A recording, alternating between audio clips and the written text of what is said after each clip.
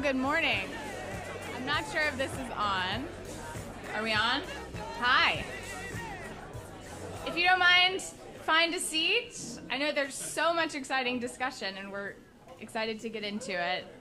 But good morning. My name is Jessie Lazarus. I'm very excited to welcome you today. My day job is commercial strategy for the MTA, but this morning I'm really proud to be here as a board member of the Center for an Urban Future. I was drawn to CUF and to be engaged and supportive of their work because it shines a light on some of the issues that are most important to the city's future, but have really been chronically underexplored and are in need of fresh, imaginative ideas that are actually achievable. There's a long list of those, but a handful of recent policy ideas in this mold are identifying new revenue streams to support the city's parks and open spaces, also thinking about exactly how we can support entrepreneurs living in NYCHA residences, and what CUNY needs and how we can harness CUNY to become a launch pad for students into tech careers. We're bringing the CUF model to another important issue today. And so that is how we're going to strengthen the city's storefronts and retail corridors given the set of new challenges that confront us in 2024. I think we know the situation is not dire, not the five-alarm fire we had in 2020 and 2021. So it's the vacancies have diminished a bit in the last few years. But even as there's this new wave of commercial life coming into the corridors around the city, there are pockets that are still struggling, and there's a new reality with e-commerce and work from home. So I think the structural problem and the structural change requires exactly the kind of problem solving and ideation that CUF is so good at and what we're going to do today. So there are some great speakers here to help us tackle these challenges and think about what fresh ideas we can bring to bear. But first, I'd really like to thank our sponsors. So Matt Fassler and Mandy Greenfield, thank you so much for your support. It's my honor to actually introduce Matt now to give some remarks. Matt's the Chief Strategy Officer for Jacobs Private Equity and a managing member of State Road Advisors. He is a longtime friend of CUF's and a great New York champion. So thank you, Matt.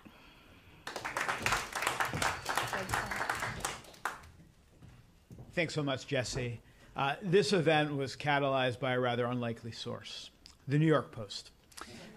I studied the retail industry for a living for a long time, and as the years went on, much of that time seemed to be spent studying its demise. I saw this not only in the numbers, but as I drove around the country seeing fading malls, and as we walked the streets of New York, of course, we saw more and more vacant storefronts. And it struck me that the way we interact, how we spend our time, our social nodes, all of these were likely to change as the number and nature of stores changed. And it seemed like there were a lot more people invested in driving that disruption than in studying its consequences. I looked for partners to weigh in on this, and it was really hard to find anyone who was interested. But eventually, I was reading the New York Post, and I saw an article on a really interesting report from the Center for an Urban Future, which was the annual report on chain stores in New York. And that report was thorough, and it was thoughtful, and it was smart. It was all the things that characterize this great organization. Jessie's colleague on the board, Margaret Anadu, was kind enough to introduce me to Jonathan. And after a couple of meetings over a couple of years, Jonathan and his team developed the idea for this symposium. All of us understands that the trends that got us here are unlikely to reverse. I think all of us care deeply about the streetscape of New York, and we all care about the vitality of this city. So my wife Mandy and I are very excited about this dialogue to help find solutions. And Jonathan, thank you again.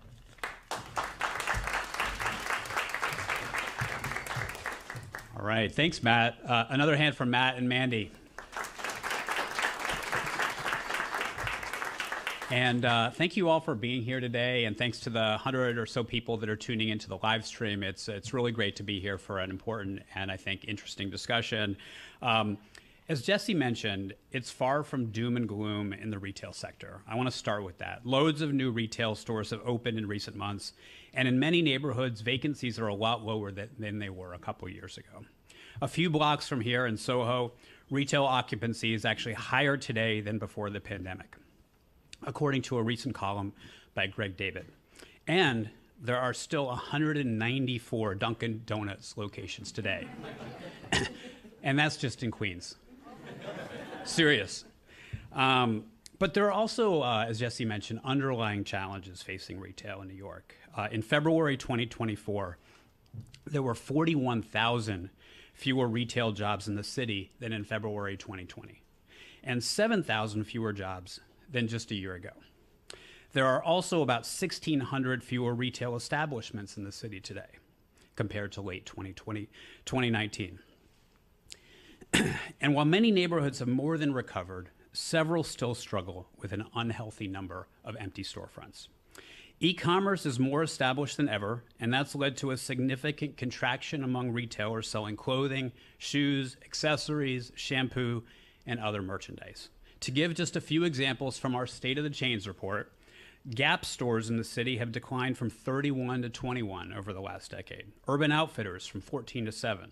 Children's Place from 39 to 16. Staples from 50 to 29. Aldo from 21 to 14.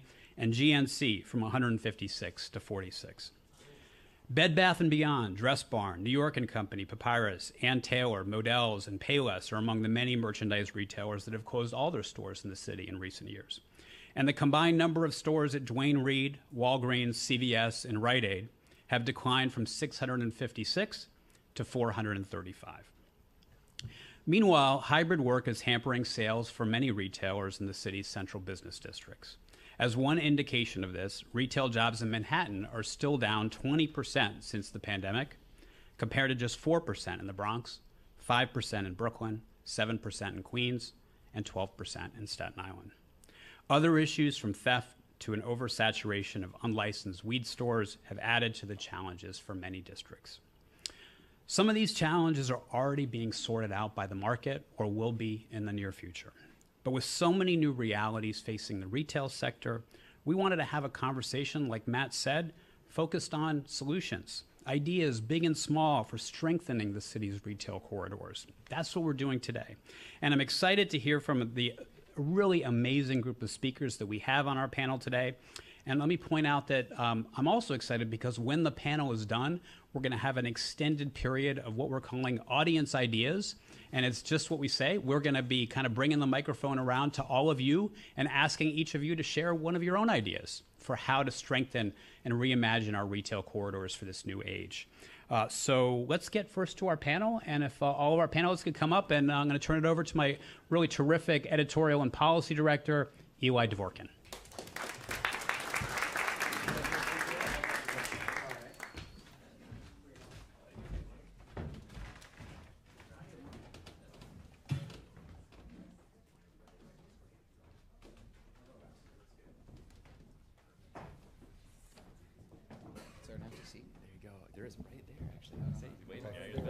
Be careful what you say. Good morning. Okay. All right.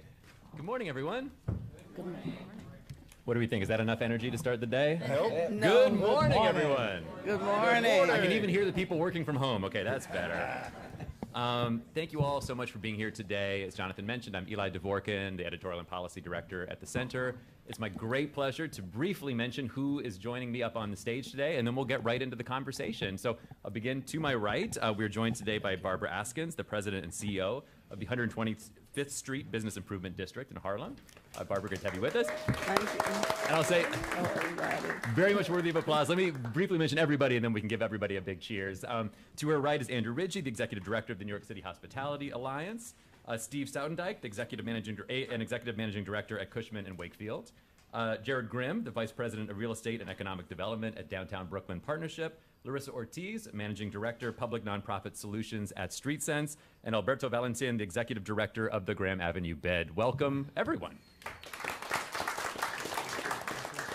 All right. So, as Jonathan mentioned, there's some good news out there. Absolutely. We see the decline in some of the storefront vacancies across the city. And just in general, if you walk around so many parts of New York City, you feel the energy, the vibrancy, all the things that we love about New York in full effect. But there's no question that some big challenges remain. And we see that at the storefront level, I think, in particular. And certainly we know that the recovery from the pandemic has been uneven across the city, and we see many of those scars persist today. So we want to spend most of this conversation on solutions, forward-looking ideas, where we go from here. But I think we've got to begin a little bit with the problem today. So I wanted to throw this out for anyone on the panel who wants to jump in. You know, when it comes to the vitality of New York City's commercial corridors, what are you all most concerned about today? Don't hesitate. Well, I don't. The big thing right now is that there isn't one concern. There's a multitude of concerns, particularly as it relates to retail, and it depends on the type of business. The different types of businesses are experiencing different things.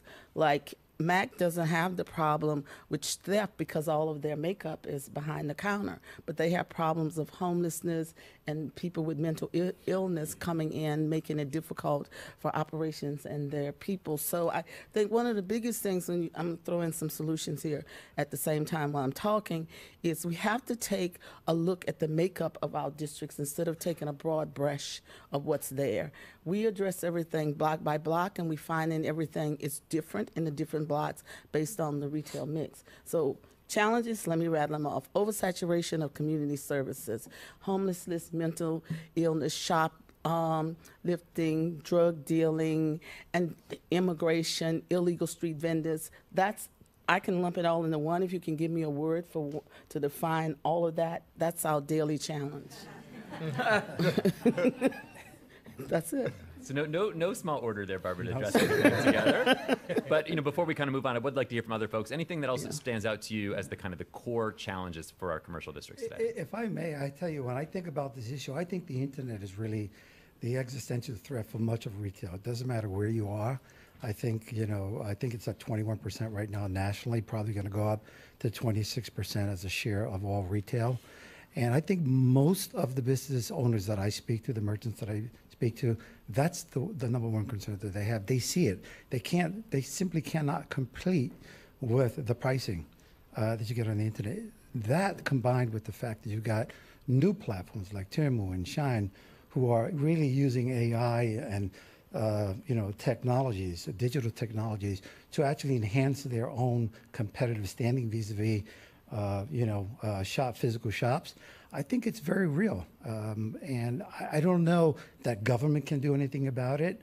I think the market will probably play it out.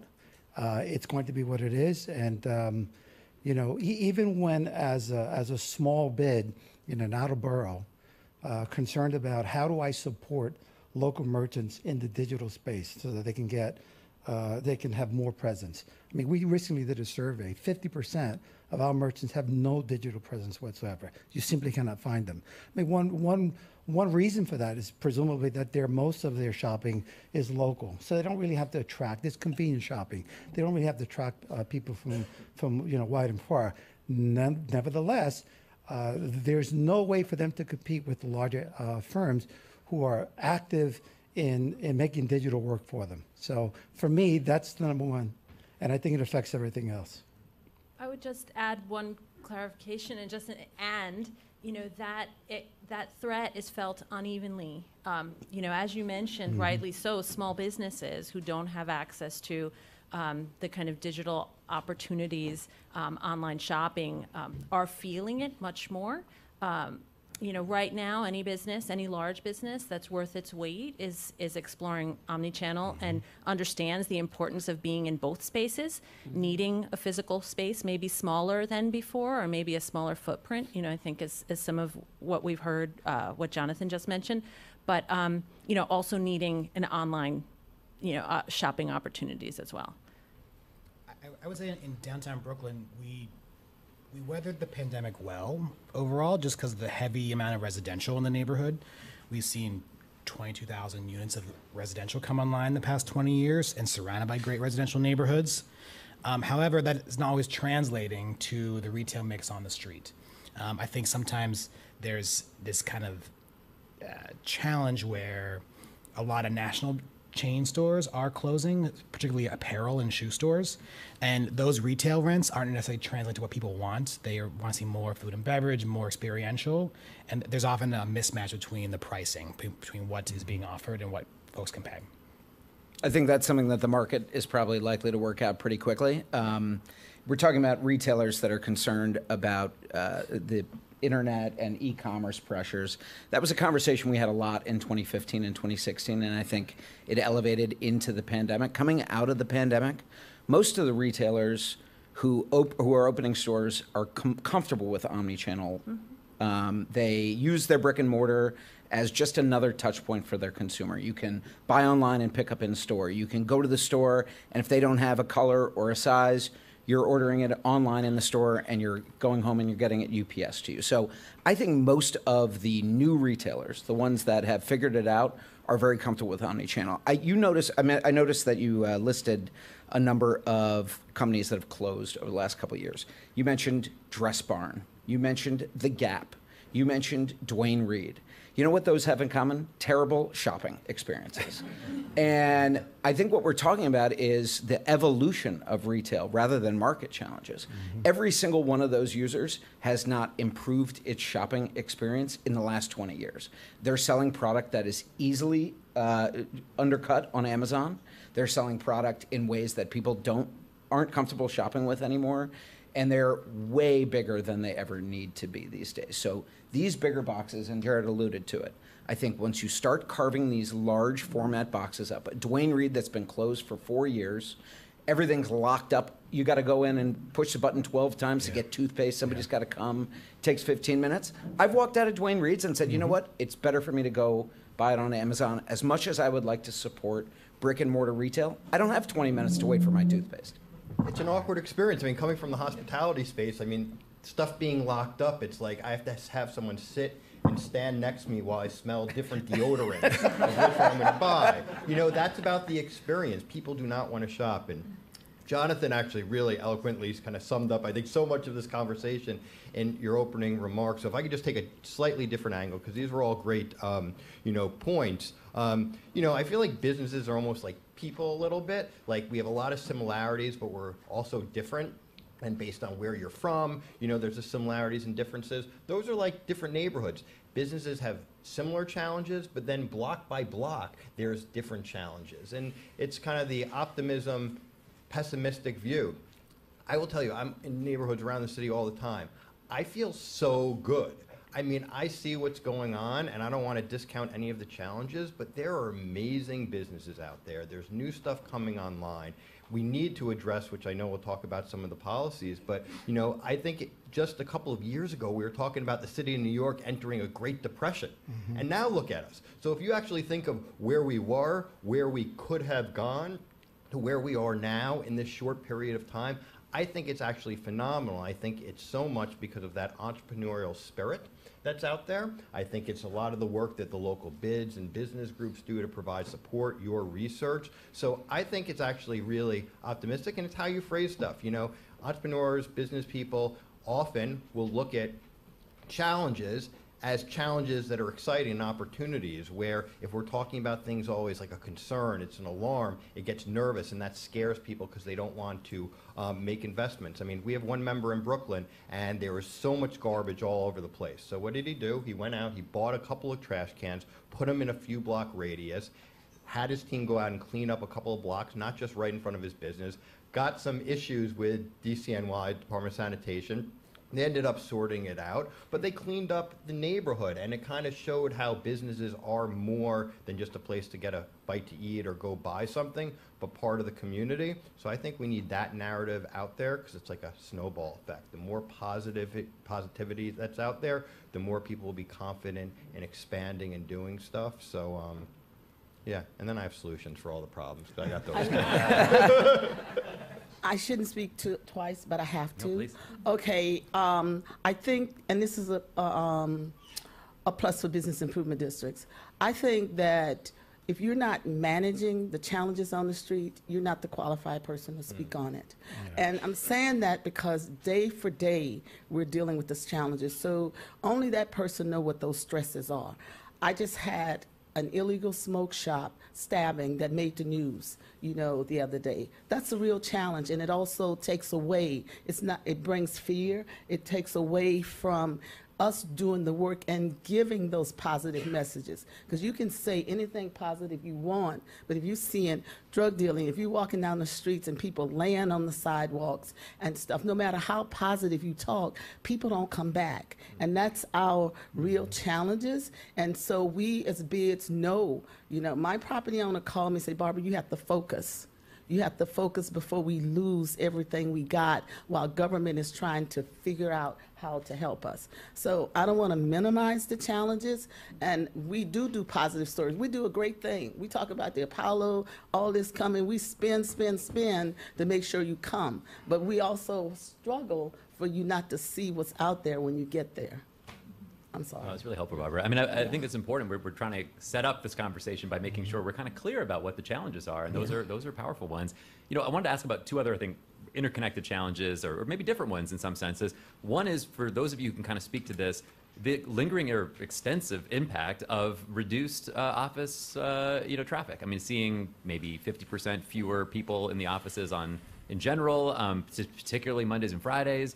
What that looks like in a place like downtown Brooklyn, which, as you said, has benefited enormously from policy decisions that brought 20,000 units of housing to the neighborhood, but where I think you're also experiencing what that looks like when some of the core buildings in your district aren't full the way they used to be. So I want to ask a little bit about what you all see as the impact of hybrid work on retail in general across New York City. Maybe we start there and we can move, but I think it's worth spending a little more time on what seems to most of us in this room to be the new normal.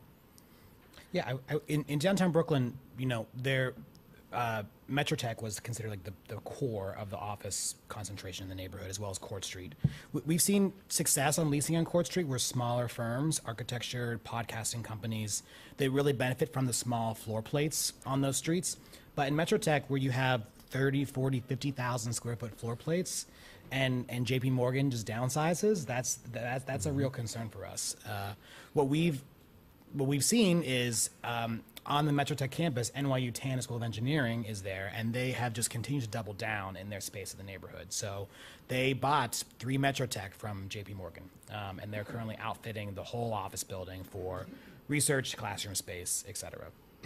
However, those traditional salad places, bowl places that would cater to an office population, that's changing. The offering is changing, but we're seeing them kind of choose to locate in this in-between zone between the office and the residential to kind of capture both sectors. Yeah, I mean, I think the demand is still steady. There's still 8 million New Yorkers who need salads and bowls every day. I think they're just not coming into the office Monday and Friday. So I think the demand has dispersed where it was centered pre-COVID on Midtown Monday, Tuesday, Wednesday, Thursday, Friday. Now Wednesday, Thursday, Friday, Tuesday, Wednesday, Thursday are very busy. Monday's slow, Friday's slow, but they're still delivering to people who are working from home, or they're working from their third place, or they're going to their third place, right? You were home for 2 years working on a computer in a small little closet, and now you want to go to the Starbucks, you want to go to your local coffee shop, you want to go to that third place on Monday and Friday when you're not in the office. So I think the demand is still there. It's just spread out in a different way than it was before, where it was really centered on core office buildings. And to jump on that, I mean, the implications are that, our neighborhood districts are actually doing quite well. So when we think about the future of retail, the future is uneven, and it depends on which neighborhood you're in, what block you're on in the city, and if your customers are there. If we have a 50% return to work and less spending in an office-centric district, of course you're going to see a decline in demand for retail. If we are able to, elevate the number of visitors who are coming, as we've seen, Manhattan being able to do with visitation and tourists, maybe we can make some of that up. What we don't have in an office-centric district are tons of residents. They are spending in their neighborhoods, and those neighborhoods and the retail in those neighborhoods is doing quite well. So, I think that we really do have to think about this in a neighborhood by neighborhood and district by district basis.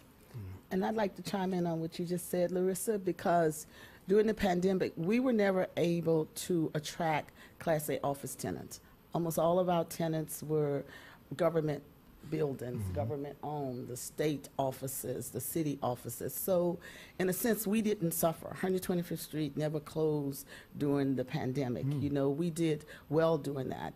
It was the challenges that brought us problems. But what we also are seeing now, with all the push to do the conversion of office space, all the legislation and government is focusing on that. Working with IDA, we've been trying to get the federal government to look at the opportunities in neighborhoods where they're low lying. We can go up, we can do density, we can bring affordable housing, but there isn't enough legislation to make it attractive to the property owner. But we see that as an opportunity. Like what you're saying, if we bring in more people, then our district will survive. Steve, I want to ask you a little bit about some of the underlying economics here. So, you know, thinking about the perspective of that landlord who's trying to lease out that space, and you mentioned the 30,000 square foot retail space might not really be viable, today. And I think most New Yorkers see those vacancies and kind of wonder what's going to ever go in there. So I want to ask you a little bit about what the financial considerations are there. What is it that owners are facing when they look at, subdividing those spaces or trying to figure out what's the fit for that big box, space, the space that was purpose built for a big box retailer. That we're not seeing that demand right now. And maybe most importantly, are there some policy levers there? Is this, you kind of mentioned, and Jonathan brought it up early, there's a lot that the market may work out on its own, but I think many New Yorkers kind of see those specific vacancies and think, it doesn't look like the market's solving for that. So what's your advice there, not just to building owners, but are there some policy ideas that could help to make a difference there? Yeah, it's really not that complicated, I don't think. First of all, there are spaces that just don't physically divide. And those spaces, unfortunately, are probably just going to landlords are going to take an economic hit on a per square foot or per pound basis to find one tenant for those spaces. But most of these big boxes, Duane Reade's, for example, that used to be 10,000 square feet on a corner, could easily be 5 2,000 square foot stores. Mom and pop coffee shop, 2 food and beverage guys, a fast casual tenant, a restaurant, a dry cleaner, a shoe repair guy, all these smaller uses. The pool of tenants in New York City for 1,500 to 2,000 square foot spaces is so much deeper than the pool of 10,000 foot tenants. So if you're a landlord, and I know that perception sometimes is, and I hear this all the time, including from my mom, who always says this, why do they keep these spaces vacant? There must be a tax break or something, right? Exactly. But of course, we know that that's not the case. Every landlord has to pay property taxes, regardless of whether they've got a vacancy or not. There are no tax write-offs for a vacancy. It's like the idea of, I hate paying income taxes, so I'm going to make no money. Like that doesn't make any sense.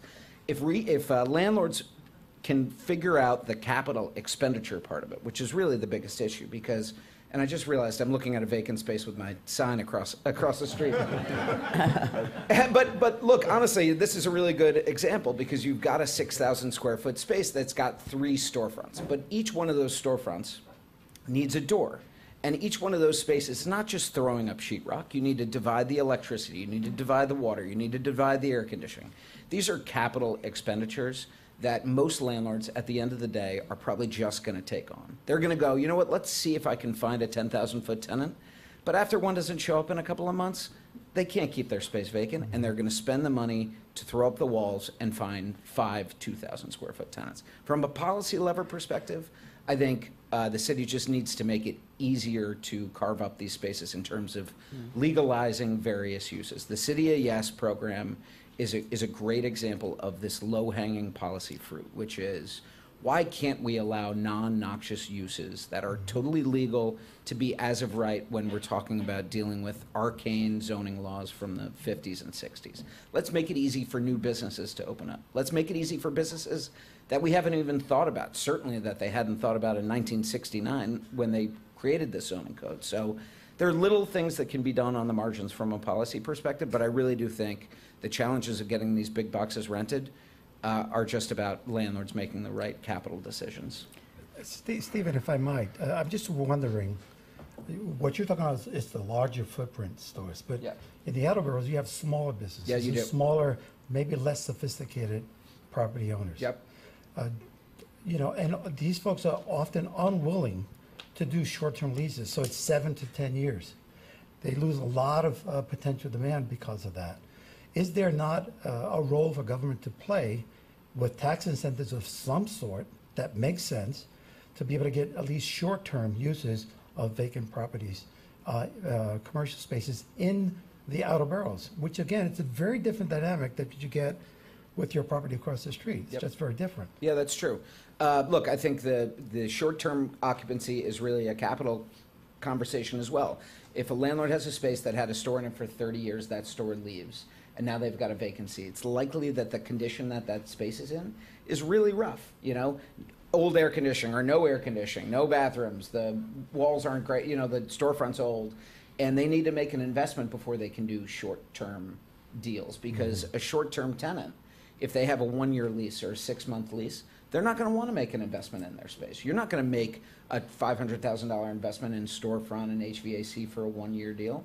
So the landlord needs to make that. Now, should there or could there be a role for government in that? Absolutely, potentially. I think it is. I think it's really a challenge, a capital challenge. And when a landlord is underwater because mortgage rates have gone up 2x or 3x or whatever, or you own an office building in the garment center that's now 80% vacant and it used to be 0% vacant, your property taxes are the same, your mortgage interest rate has gone up 2 times, you don't have the wherewithal or the capital to invest in the retail the way it probably needs to be to get it leased. But that's really a market conversation rather than a government one. But there's also policy implications. I mean, when you look at spaces across the 5 boroughs, right now the state liquor authority is very backlogged. To get a liquor license, it could take between 9 months and 1 year. So you have an issue where a small business owner just does not have enough capital to sit around, wait that long. Most landlords are not going to wait around that long with a property off the market so they can figure out whether or not the business is going to get a liquor license, which they need to operate. We got a law passed a couple of years ago that allows the city of New York or businesses in the city of New York to get issued what's called a temporary liquor license. Essentially, it goes through the initial community review process, and then they can get a temporary liquor permit and operate until their official license is issued. One of the provisions that was in there required a premises in New York City to have been liquor licensed within the past 2 years. It was kind of pandemic era thinking. Vacant restaurants that closed during COVID, we wanted to fill them up, so it made sense. But now, 4 years later, you have businesses that closed at the beginning of COVID that are not eligible for a temporary liquor license, so they're sitting there vacant. You have new construction all over. I mean, there's absurd examples. If you think of like Moynihan Train Hall, you couldn't get a temporary liquor license. That's part of an overall state, tri-state development. And you have a situation where a landlord may look and say, you know what, retail may not be the right fit. I want to convert what was some old type of store that I can't fit into some sort of food and beverage. But because it wasn't a liquor license establishment before that, it's not eligible for a temporary liquor license. And you have all those issues of lack of capital, all the time you have to wait. So there is a bill in the state legislature. Unfortunately, it didn't get through during the budget, but they need to get it past this legislative session to allow not only temporary liquor permits to be issued in the city of New York, but remove that 2-year provision that a premises was licensed. And that's like a concrete policy example that would help dozens, if not more, of businesses currently waiting to open up, start operating sooner, employ people, and make these additional locations eligible. I want to jump into something that Steven said in passing. You mentioned City of Yes. There are proposals right now that are, poised for vote at City Council, particularly under economic opportunity, that address many structural issues that businesses have had in terms of, streamlining permitting or understanding whether they can locate in a place in a space or not, updating the use tables, enabling uses that, bike repair shops or bakeries over 700 square feet or experiential uses that we know want to go in spaces but right now are not allowed. We are sitting on the most powerful tool that we have to fix something. And if we miss this opportunity to vote and to support a significant change. It's a once in a generation change to our zoning code. We will not see this opportunity again. So I really wish that this was called like the City of Yes panel, because if there's one thing that we really have to do is get out of our own way when it comes to enabling businesses to occupy spaces. Minority and small businesses and retail businesses in particular have less than 20 days of cash flow generally available to them. So if you make them wait 2, 3, 4 months for a permit, you're setting them up for failure. That's exactly what we don't want here. You know, and the policy and the hurdles that we make them jump through are creating more vacancies than we want, right? So let's just start with the very first thing that's there in front of us. And it's going to be, I don't know when the vote is, the next month or two, but it's something that we should all be, you know, calling our city council people and making sure we advocate for that. Yeah, like absolutely. In downtown Brooklyn on Folsom Mall, we've seen a number of retail closures. It traditionally is an apparel, shoe kind of corridor. Vacancies around 20% on Fulton Mall. We've seen a number of closures that Jonathan listed: TJ Maxx, Nordstrom Rack, Modell's. They have struggled from e-commerce, just a poor shopping experience that Stephen mentioned. But City of Yes will help remedy that.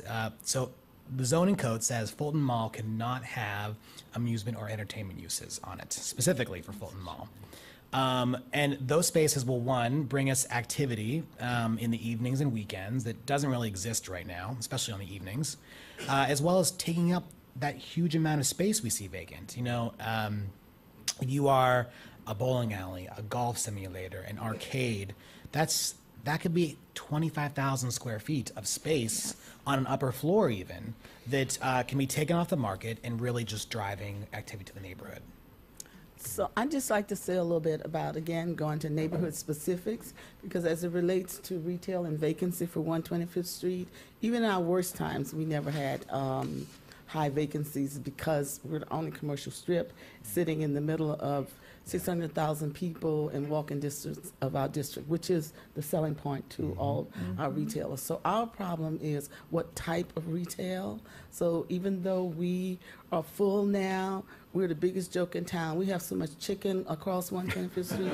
It is crazy, and they're all filled with a lot of people. So the landlords are going to go where the market is, in particular easy market in this point in time. And I use this as an opportunity to say why we sued the governor about bringing the marijuana thing to 125th Street.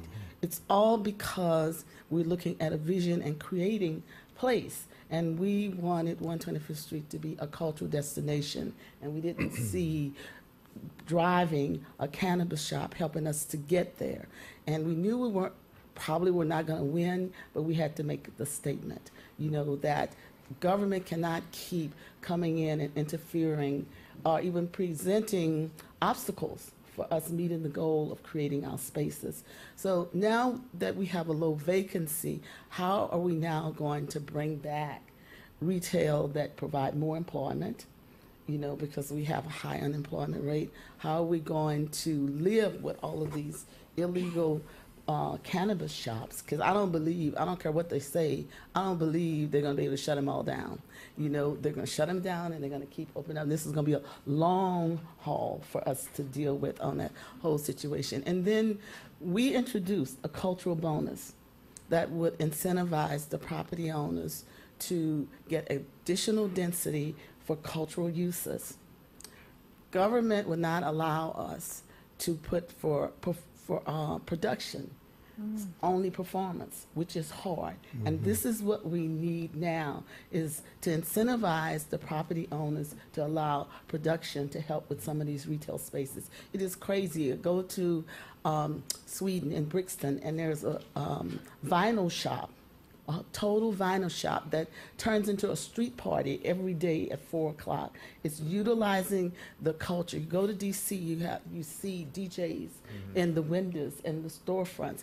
We're missing an opportunity by not growing our cultural businesses, and the rules and regulations are preventing it. And this is how we need to activate our streets for us on 125th Street and maybe other neighborhoods also. I think it's the cultural experience, and, and especially, I keep saying this, during the pandemic, everyone had to be socially distant. And when we could first get together and socialize, it was like this symbolic thing. We could be together. And I think when you look at all of these different, or so many different retail experiences, there's a food and beverage component. This is something that started before the pandemic, but I think it is so part of it, not just food and beverage, but music, dance, where people can come together. And, you saw this early on. I was talking with someone earlier. I remember years ago, some barber shops were reaching out and they were asking if they needed a liquor license because they wanted to start selling alcohol or giving alcohol to people. And, alcohol is one thing, but point being is that it becomes more of a business, is more than just a place where commerce is happening. It's a place where kind of life and socialization happens. And I think if we can ease some of these different restrictions, whether it's in the city of, yes, getting rid of the zoning restrictions on dancing, which is absurd, that's important. That needs to pass. We need to think about how these businesses can incorporate and evolve based on demand. And when they start to evolve, they're not just going to hit some bureaucratic red tape that's going to basically say, you can't do it.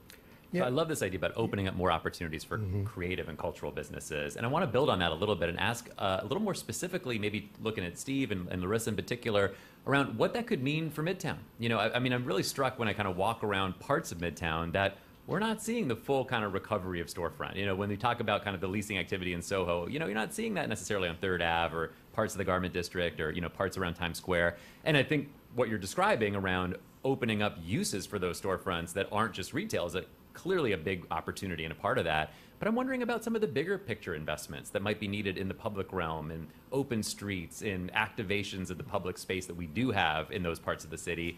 Are there some other creative ideas that you all have for what's needed in Midtown and in other parts of the city where, as Jonathan mentioned, so much of the decrease in retail businesses and retail employment has been in Manhattan, and we're not, I think, out of that woods, or really maybe on a trajectory to regain the same level of retail activity that we had prior to the pandemic. So what else do we need to be doing to kind of bring more street level activity and life to a part of the city like Midtown? After you. I'll get the easy question. I don't think there's an easy answer. We are talking about a moment where we have some real structural challenges. If 50% of, if our return to work is 50% right now, give or take, a little different on any given day, we have less spending. Those spaces, we need bodies in these buildings. Filling these buildings with bodies is going to take time. Repositioning these assets is going to take capital. Turning them into residential is a very challenging task, and some of these buildings are not up to it. So I think that the long-term solution is going to involve a number of policies that we've been talking about and exploring. I said it earlier. The alternative is other spending from visitors potentially.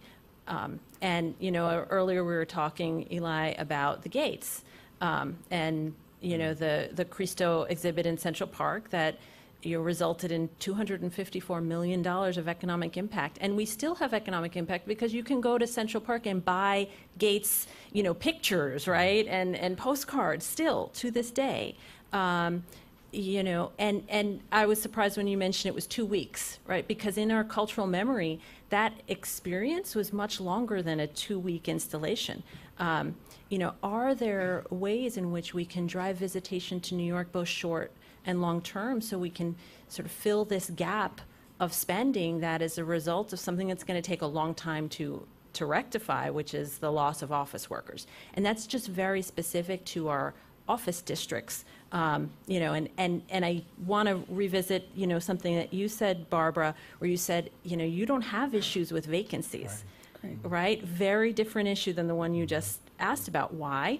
You said 600,000 people within walking distance of your district. Not a lot of competition. You are the only corridor, right? The only main corridor where you have spaces of that kind. And I know 125th Street very well because I worked on that rezoning and worked on that the cultural bonus.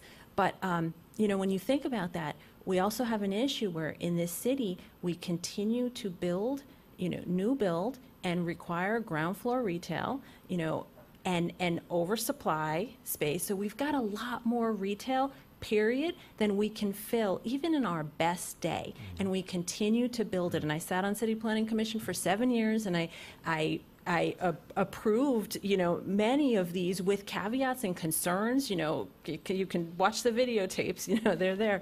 But, we are continuing to build, again, a structural problem that is going to take a very long time to rectify.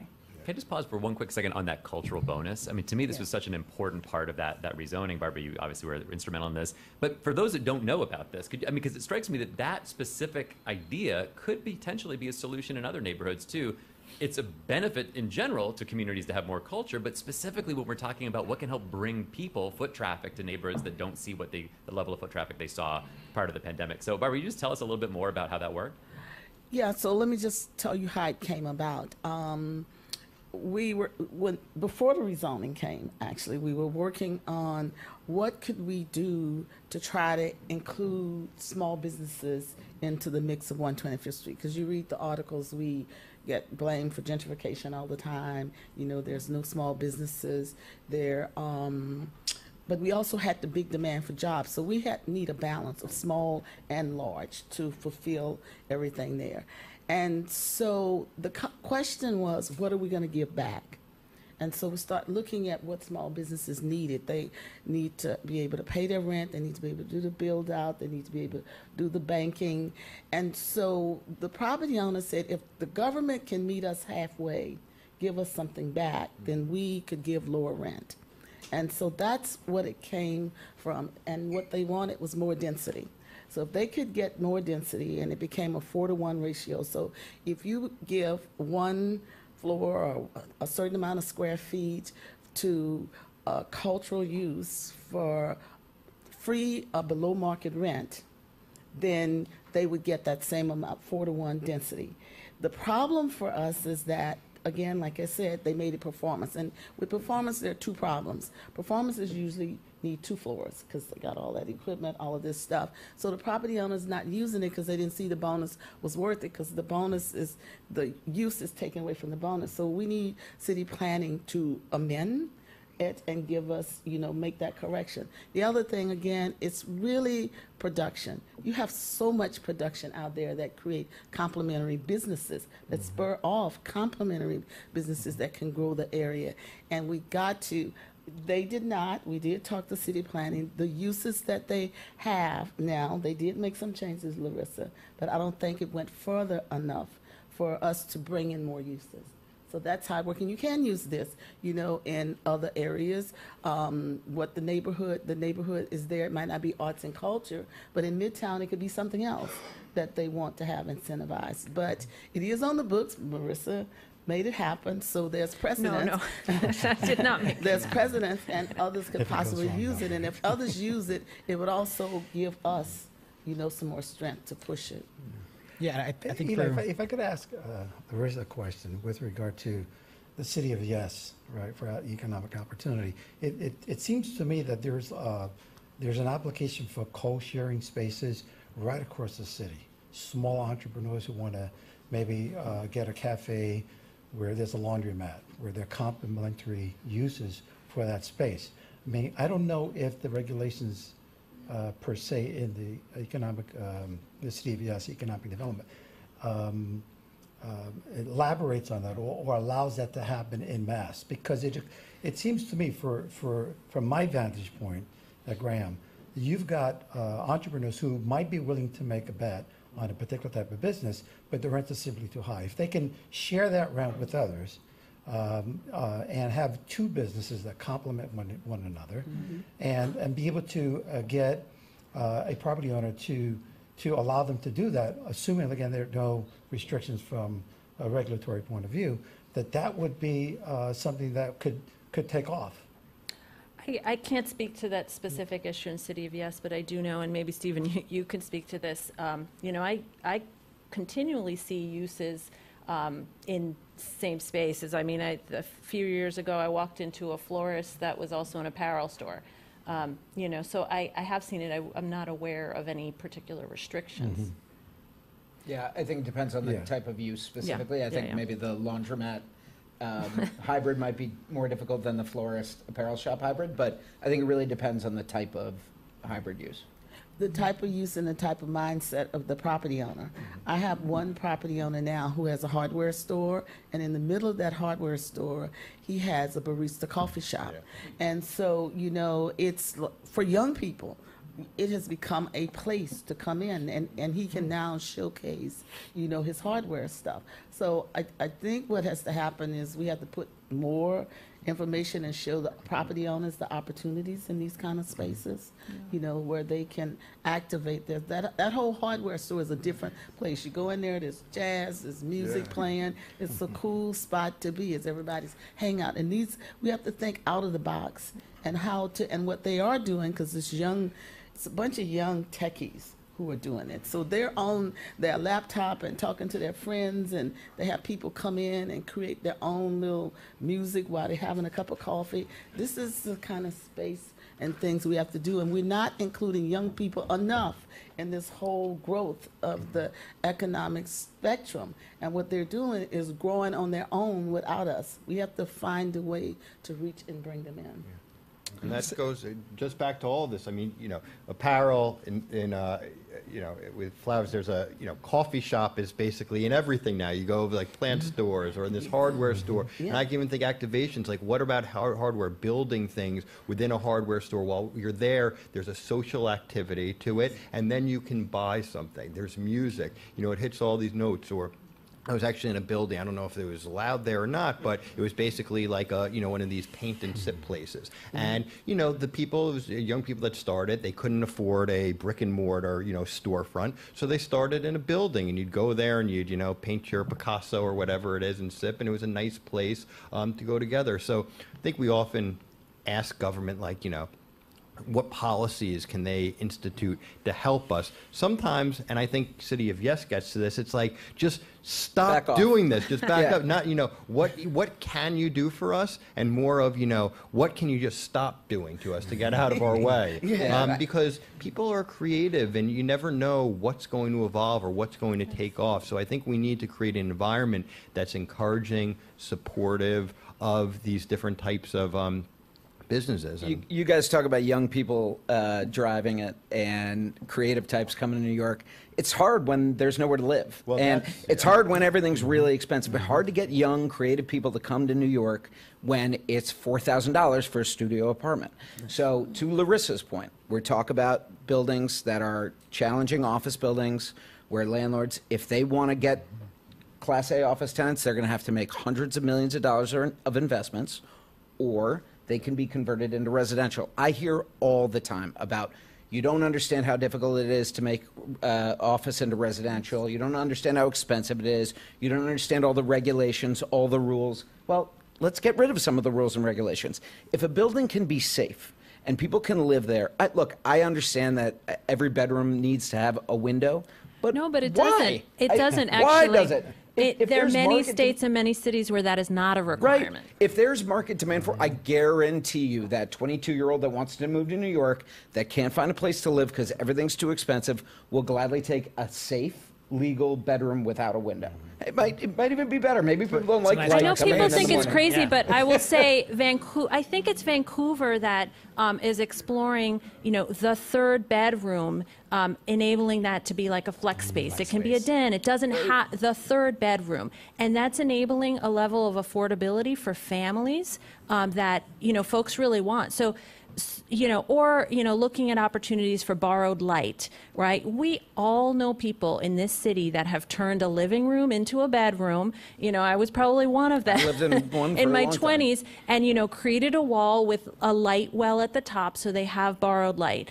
You know, there are ways to create quality spaces without, you know, compromising health and safety. Absolutely. Yeah, absolutely. So I think part of what we're just on the topic today, we're talking about office residential conversion is part of a strategy to bring more life and foot traffic into some of the neighborhoods that have been struggling at the storefront level, right? So clearly that's a piece of the puzzle, an expensive piece, regardless of how you kind of slice and dice it, and one that may only apply to kind of a very small subset of those buildings that are under tenanted today, but clearly part of the solution. I guess one of my questions there is, what else should we be thinking about with those commercial buildings with the eye toward we want more people in our office districts, and not all of those buildings are going to be prime candidates or even remotely feasible for office to residential conversions, as exciting as that is as a prospect. So one question I have for all of you is, what else can we be thinking of for those office buildings that would help bring more people into those parts of the city?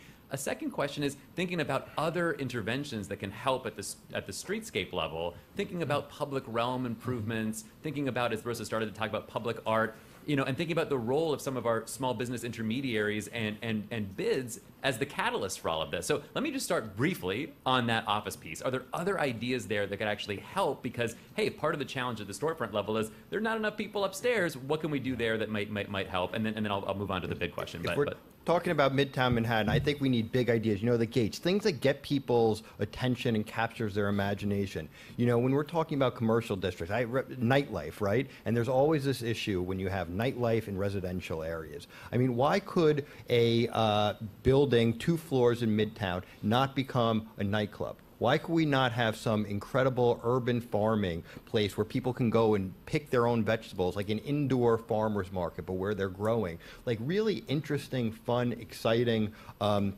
uses in these spaces, which because they are commercial and they don't have huge residential, neighborhoods, as part of them at this point, turn them into active uses like that would capture the imagination, bring foot traffic, and if you bring people there, they're going to go then spend money at other areas. So, I think about like a place like Industry City, which I love. If pre-Industry City, if you were to think about a building like that, it would be hard to imagine what it is today. And that's such a cool place where people will go from all around the city and go to visit. So I think there's a great opportunity, even just focusing on one building, turning it into something cool. My daughter's going to be 9, so she's kind of outgrown where the kids have birthday parties at like the little bouncy gym things. And you'll go to New Jersey, what's the mall that has like the American roller Rigie, coasters and all of this stuff. And I know that's a mall and they have their own issues, but like there could be a big, cool, I don't know, a theme park in a building in Midtown. I know it sounds crazy, but it's like crazy until someone does it. And it would just show again why we're the most innovative place and we're the greatest place. And it would be outside of the box of just like, oh, it's empty, office space. Let's fill it with housing. Yeah, I think to go on that point too, about in downtown Brooklyn, there's a lot of density, super tall buildings. It could really benefit from City of Yes to have a restaurant use on the top floor. Mm-hmm. It drives traffic in the evenings, and you have the appropriate separation of elevators and space, so there's no like deep interaction between the residents and noise complaints. That's one thing we work with. City Gas also addresses how to bring film production and life sciences to these office corridors. We are surrounded by movie campuses in Brooklyn Navy Yard and in Sunset Park. And not every place needs like a massive whole film operation, but you need video production spaces. To kind of go on that hardware store, vinyl shop, like we have a car wash that is now actually a podcasting studio and green screen. So, these exist, these uses are popping up without us, but that's a unique way to actually fill those underutilized office spaces too. Another great example of that is Koreatown and 32nd Street. If you go there, first of all, absolutely no vacant retail space on the ground floor, and there wasn't in the pandemic. If you go there at 1 o'clock in the morning, every single one of those floors is occupied. Karaoke spots, barbecue spots, bars, restaurants, nightlife, and every single floor on that entire block is activated, and it is incredibly vibrant part of New York City. I mean, I think we need to understand that, many of these uses are not poised to pay the kind of rents that reflect the valuation of these properties right now. And so there's a disconnect at the moment. And Stephen, you mentioned this, the market's going to figure it out. Presumably, I mean, to some degree, we're going to have a lot of owners giving back keys to the bank. Yeah. And then we will have a market correction, which might enable some uses that are, lower rent paying uses to fill these spaces. And I think when that happens, we will see much more creativity. But right now, a lot of property owners, their hands are tied. They cannot explore these uses, one, because they don't have the capital to do so and they're cash strapped, and two, because the bank would never approve. They've got a lot of debt on these buildings, and the bank would not approve a use that's not going to cover the debt, right? So, this is going to take some time to figure it out, and it's going to be the next few years while this happens. So, go ahead, Barbara. well, I hate to be the town crier, but public safety, it's number one issue. Everyone is going to take a look at that, public safety and what's out there on our streets. So let's not forget the street vendors and immigration. And the reason I'm saying that, I get feedback. My owners bring people who are interested, what they've seen on paper, but then when they get there, oh no, I can't be in the middle of this. And so trying to do these activations and grow, we have these ideas. So what I'm saying is that we need to get control of our streets. How do we get our streets, in a place to where we can do some of these ideas? We have idea, we're working with Columbia on the Center for Smart Street to create applications beyond 5G. One of the things that we wanted to do is have our buildings all activated so that people can touch, not only be entertained on our building storefronts, but also be educated and learn about the culture of Harlem. But we don't have access to the street. So we can't make things happen. So there are a lot of ideas. The first thing is we have to make our streets safe. Going back to bids, clean and safe. Without clean and safe, nothing else makes sense. And so we have to make that happen. And then this is New York. We can create anything, if we have access. But we need that clean canvas to build on.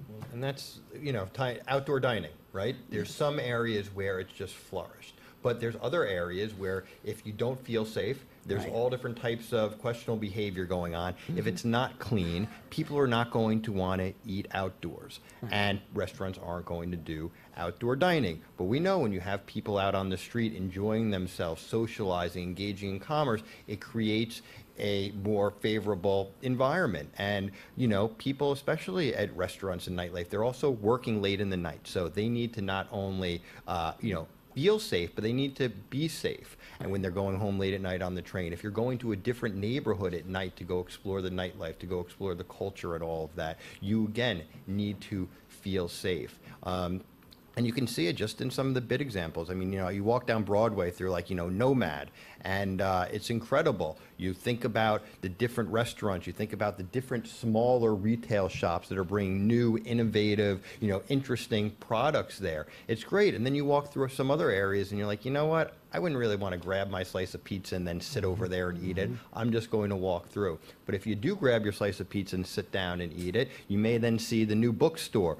or the hardware store, whatever it is, and pop into there. So I think the public safety, the perception of public safety, and the cleanliness is so, so important. So I want to ask about this, because I think obviously there's a virtuous cycle that occurs when you see storefronts in use and there's new businesses opening and there are more people in the streets and people feel safer and potentially actually become safer, and that leads to conditions that create more opportunities for businesses. And we see where that has benefited neighborhoods across the 5 boroughs. But we also see places where that isn't the case today. Now, some of them, like for instance Graham Avenue, benefit from a bid that can really help. Others don't, because that infrastructure doesn't exist today. So I want to ask kind of a couple of questions here. Let me start about bids, though, because we have two, bid leaders here on the panel. Bids have done so much to address the kinds of challenges that you're describing. They invested over almost $200 million into those commercial corridors just last year alone, right? They brought something like 20+ million participants to events that bids held just last year alone, And that is obviously contributing to the economic vitality of those corridors in all kinds of ways. But there's a lot of challenges that bids themselves are facing, right? So I want to ask, especially our two bid leaders here, first of all, thinking about the policy implications of all of this. And frankly, one challenge is around funding. The executive budget for next year proposes a cut to the Department of Small Business Services of about $70 million. Some of that's federal money that's going away. Some of that is a proposed cut in city tax levy funding. And it may well be reversed, before this budget is done. But that's a potential threat. And I want to ask you about, first of all, a little bit about what's actually working. What is it, not just that bids are doing, but what is it that the city has done that you think is working to invest in the capabilities of bids to do more of the things that we're talking about? what would you recommend scaling up or expanding, and what else is needed for bids to be able to actually play this role more effectively? If I may, I mean, I think the Graham Avenue Business Improvement District has been a real beneficiary of the small bid support grant, which has been able to allow us to both engage the community on things like beautification. We were able to install 28 tree guards, put flowers on beds with 28 trees that were not there before. This is something that when people walk down the corridor, it's a different feel. It actually feels safer because it's more colorful, it's more vibrant. We're on track to do another 20. And so I would simply tell you that monies that come from the city, which allow bids to engage their communities, opens up a conversation with these folks, some of whom feel disenfranchised in a lot of ways. And so to open up those conversations with both existing residents and the newer residents, because that's the other thing. You want to be ahead of the curve in a changing neighborhood, and you want to be able to engage as many folks as possible. And we were able to do with some of the monies from the small business grant, community district needs assessment. I mean, that was great for us. As a new bid director, the 3 years going, I mean, that was really eye-opening for me. It was instructive. We had the opportunity to work with a consultant who had some experience with this. We did a lot of the legwork ourselves. We actually hired what we call bid community corps, people from the local area to be able to help us do the legwork in terms of just surveying folks, surveying merchants, talking to residents, just to get a feel for what's the current state of the bid and the kinds of things that we might be able to do to enhance the quality of life there. And that's something you wouldn't be able to do without that SPS No, grant. absolutely no way. Absolutely. Without that money, you're simply keeping it as clean as possible and as safe as possible. And clean is the number one thing. But take a step back. Without the bid, the city wouldn't have given money to Graham Avenue for that. So wanted to the get there power too, of so. bids is really critical. Yeah.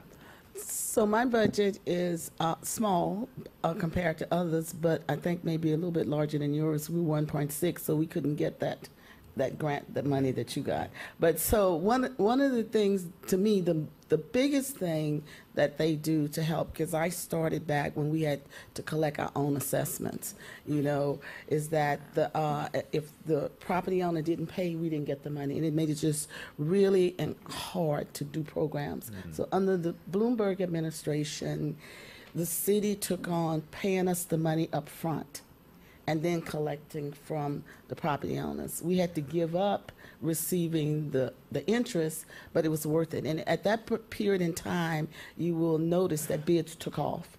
That's when you start getting a lot of bids being made, because we started being more effective by having that cash up front. So that's one thing. The other thing that we cannot underestimate is the accountability and transparency. No one else have the accountability and transparency like bids, and that help us to push to our property owners, to get investors into what we're doing. It really gives us a leg up on being effective. We've known as being accountable and transparent. For me, I got a small business. I got that $100,000 grant for lighting. 125th Street is really dark, and that came from the city. So they offer programs. It's competitive, but we put our stuff in and we got it. So, I think one of the things that really need to change, they call us partners. Everybody does that now. I'll be a partner. But we're really not partners. They see us as someone, look at this cool thing we're doing, and we want you to be our partner and distribute and promote our event.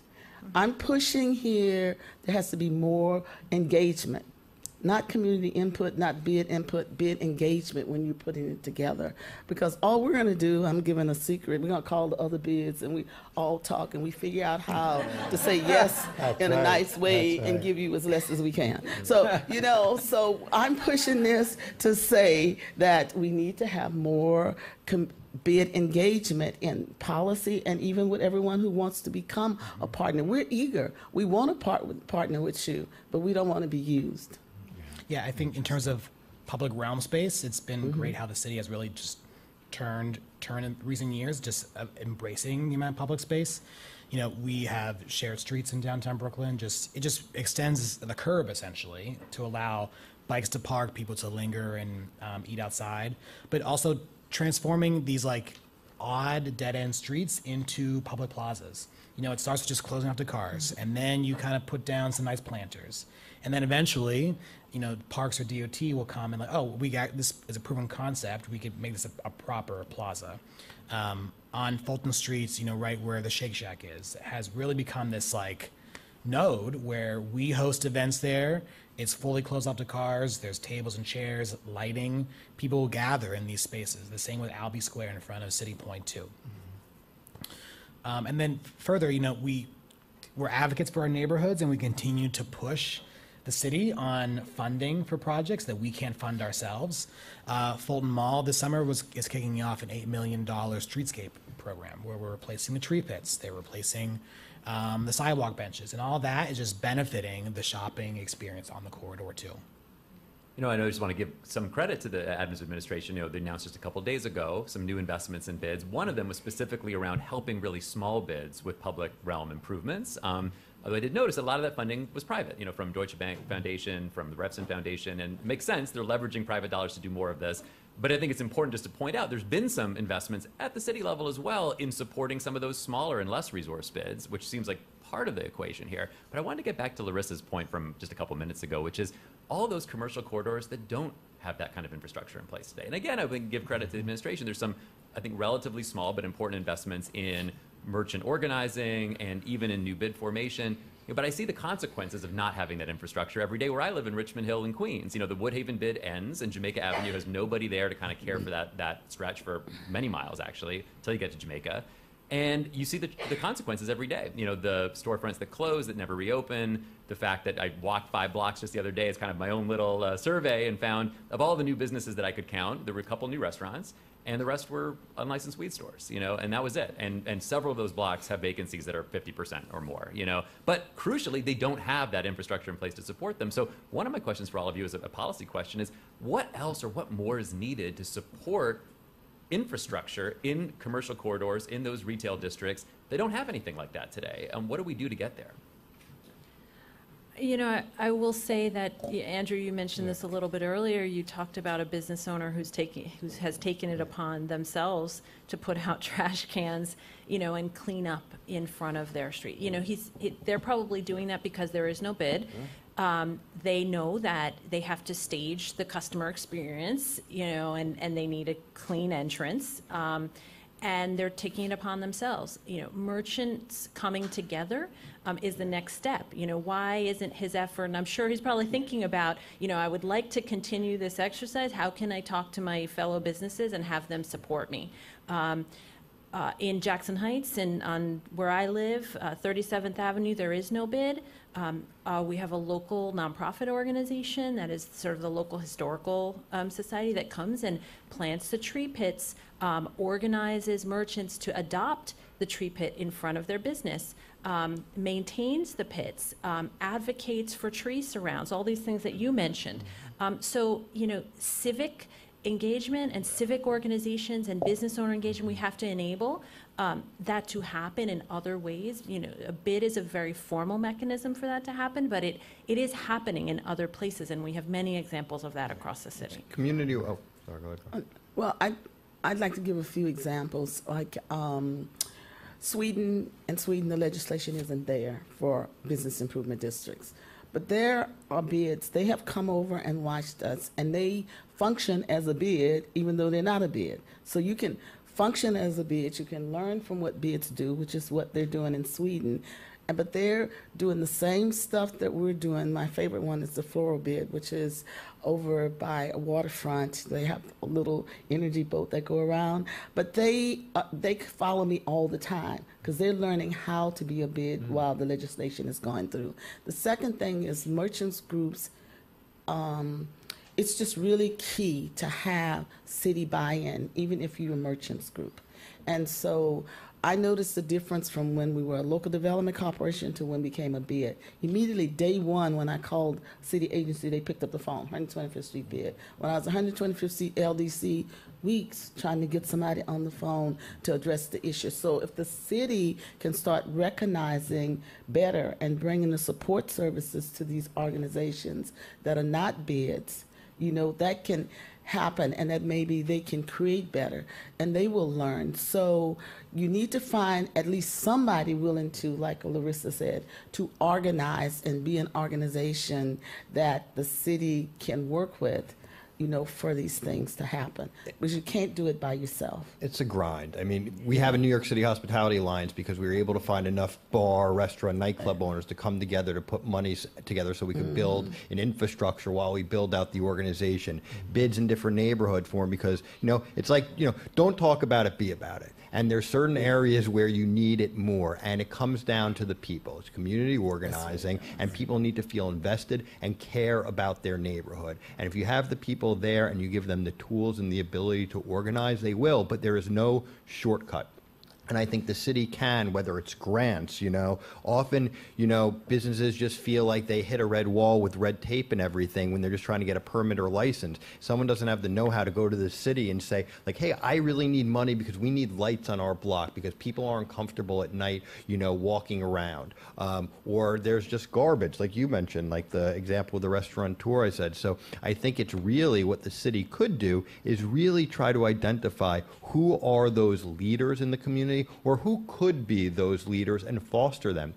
Even partnership. I mean, we're trying to do something now with my organization where people that have been successful and around in the hospitality industry for a long time would basically become a mentor and just do like a weekly check-in call with someone who's newer in the industry. Just, you know, not overly formal, but I suspect that if you were to identify in maybe one of the neighborhoods you mentioned, someone who would want to be involved, and you were able to partner up with someone who's gone through this, they could say, oh, you need to talk to this person or SBS, or you could implement this policy. So there are ways to do it. It's just work, and it's a grind.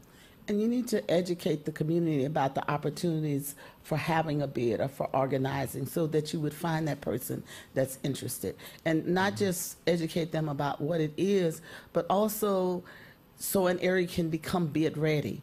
You know, an area may have the potential, and then somebody come and drop a church in the middle of it, which takes away all of the assessment. And so there has to be a whole educational piece around with the community. So then the community will become advocates, but they don't even know how, because they don't know who we are. They don't know what bids really are. Even our own property owners are paying, and they don't know who we are and what we do. So I think that whole educational piece is required now to go down to the community, particularly since bids made 40 years on May 6th. It's a proven thing. One of the things how bids started, I tell this story quickly, was a little Asian man who organized the little businesses in his area in Blue West Village in Toronto.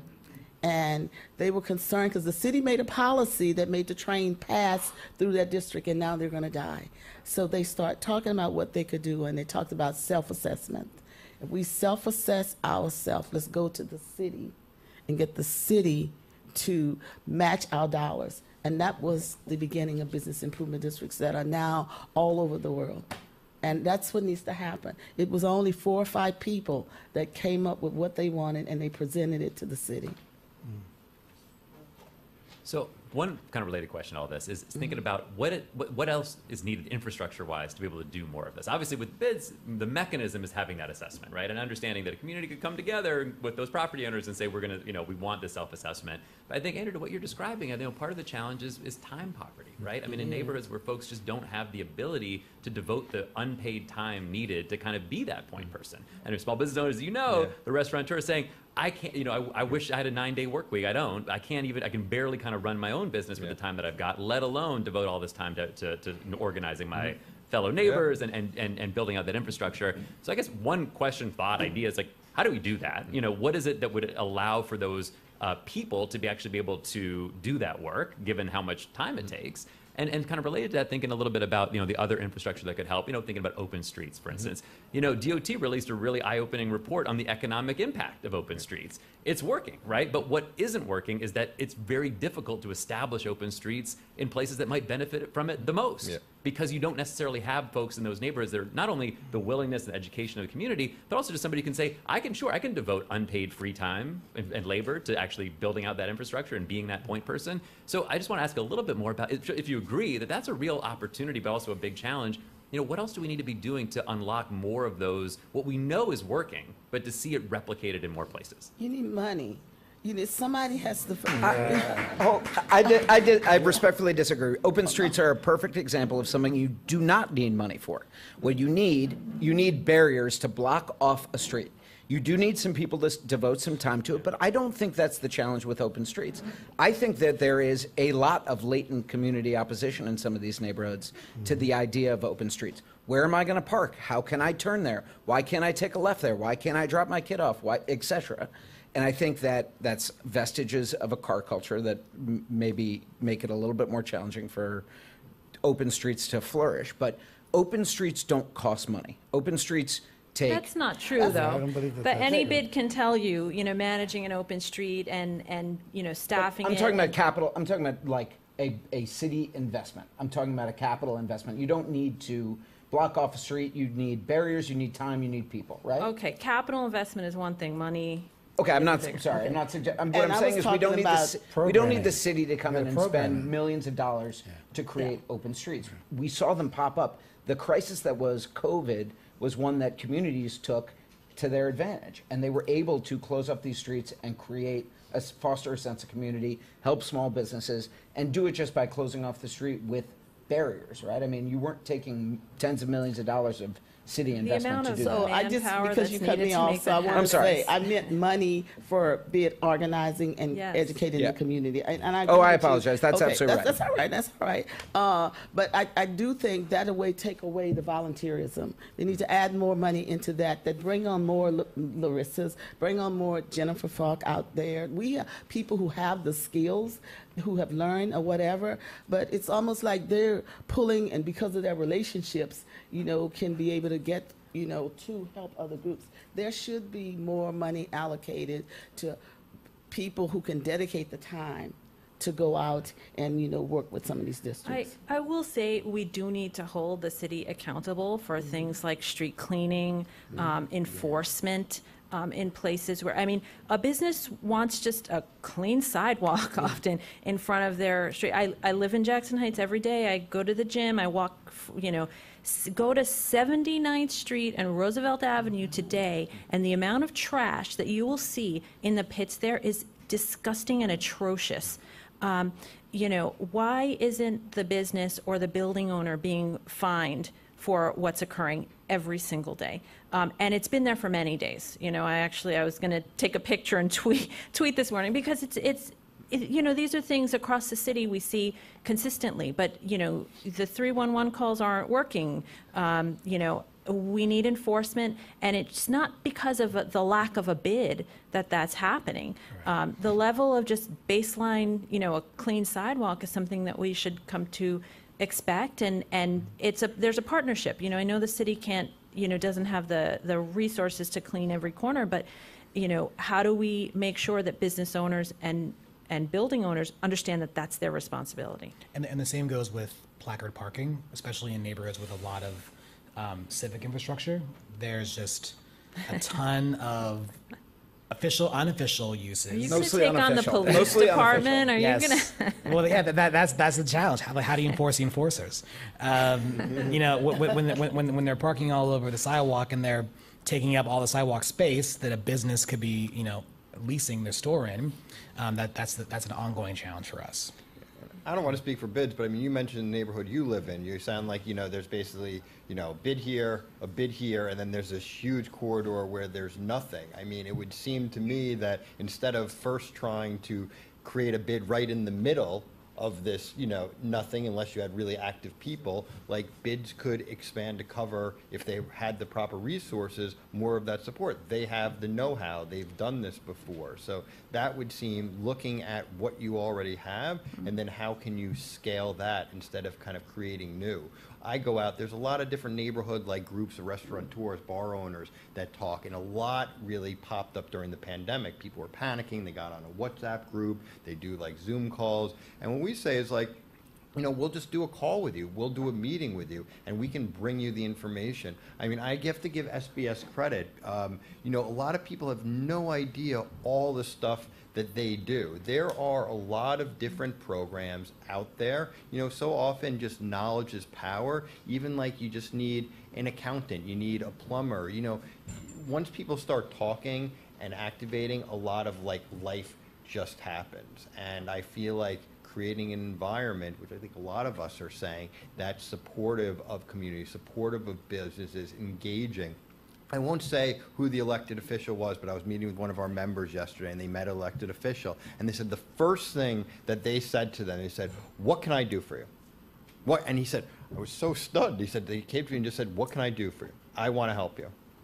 And just like an open-ended question. So I think in government, the question is, what can I do for you, and then doing it. Because when you're a business owner, right, like if you're in a restaurant and your point of sale system, your reservation system goes down right before service, guess what?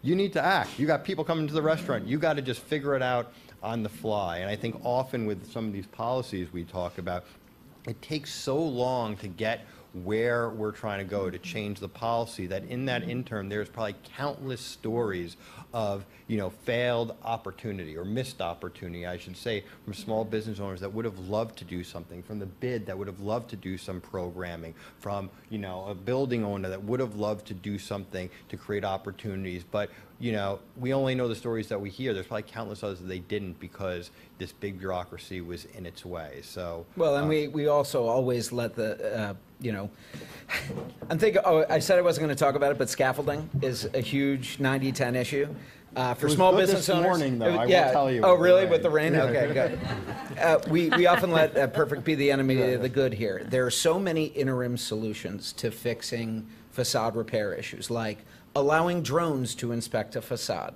Why would you have to put up a sidewalk shed just to allow people to stand across the street and look at something from binoculars? My home building and my office building have scaffolding for years now. I mean, you could build both of the buildings in the time that the scaffolding's been up. I don't know what they're doing, and it deters business. And I just don't believe that the scaffolding lobby is more powerful than the small business lobby, the residential lobby. I just don't buy it. And so it seems like one of those problems that's really, really easy to fix. And I've dove into it pretty hard, and I just cannot figure out why there's not enough of a critical mass pushing for scaffolding reform. Public safety, all of these other issues. Oh my God, public safety is hugely impacted by all scaffolding. All right, well, can I get a hand? What a great panel. Thank you all. I mean, I feel like that's our next panel, scaffolding. Invite me, please. I'm only stopping now because we have about 32 more minutes, and we really want to hear from all of you. And I don't want to kind of put out all of our very generous panelists and make them stay for the whole time because we didn't ask them or tell them we were going to do that. But maybe for the first few minutes, we can take questions for our panel. And then after that, I really want to kind of hear individual ideas. And I'd ask all of you to kind of keep your idea to one idea and keep it to a minute or less. We want to make sure everybody has a chance. We got people that are watching online that are sending ideas too. If you're watching online, please do send us an idea. I will read it out there. It might be a question for our panel. It might be just an idea. But we're looking for things, particularly policy levers, policy ideas, things that the city or the state or a bid can do to really strengthen our retail corridors, to address some of the challenges that we heard on the panel today. Maybe it's a reaction to one of the ideas that you heard today. Maybe it's replicating or scaling up something that we've already seen work. For instance, we didn't talk too much today about the open streets that Fifth Avenue has done. Is that something we ought to see more of across the city? How do we do that? Those are just a few thoughts, and there's a lot of great dialogue that we've already had happen, but let's start with, if we can, questions, or at least let's keep the panel up here to answer some questions. And you all are welcome to stay for the whole 30 minutes. Well, I see a question over here. And just say your name really quick. Sure. Dave Bolotsky. My question is, what do the panelists think about the idea of, instead of a business improvement district, rebrand it a neighborhood improvement district, bring in condo and co-op boards, bring in local nonprofits, bring in local park improvement groups, perhaps get people from the community board, but really connect the dots between committed and interested people in the neighborhood and make it easier for people outside the business community to get engaged? I think that may make it more difficult More to get cooks in anything the done. kitchen. Yep. Well, okay, people, no one would like to talk about money, but my question is, Yeah. how is it going to be funded? Because that's what makes bids work. The owners themselves take on an additional assessment above the real estate taxes, and there is, if they don't pay, their properties are subject to the same kind of things with real estate taxes. You can go in RIM or whatever. That's the structure. So if you're going to bring in all these people who sound like to me don't pay, how are you going to fund it? Are you saying that the condos and co-ops should pay too then? Well, residential assessment haven't been a favorite thing in New York City. But, you know, I'm not saying that you may want to break that barrier. There are a lot of people who would go for it. Well, I recall there are a few bids that do assess condos and co-ops, but generally very $1. minimal, Yeah. very minimal. Yeah. You know, it's a dollar or two. I mean, the idea is that, you know, you're contributing, which means you now have, you know, a say in you're a voting member.